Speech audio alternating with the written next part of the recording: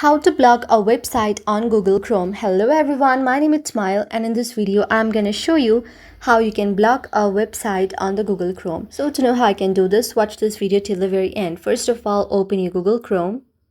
After you open your Google Chrome, just tap on the very three vertical dots on the top right side, scroll a little bit down, tap on the setting option, scroll down and then tap on the site setting option.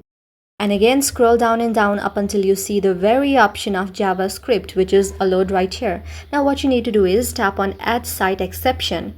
Now just tap on www.yoursitename.com. Just tap on any site name. I'm just showing the demo here. And after you tap on www.anysitenames.com and just tap here.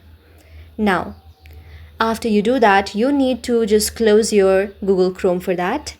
And when you close your Google Chrome and open it again, and when you try to open the site again, then you can see that it's not going to open again and it's blocked. So yes, that's how it's already blocked. It's already tapped, just listed on our block list. If you want to remove it, just long press on it and tap on the remove option. So that's how you can block any site on the Google browser.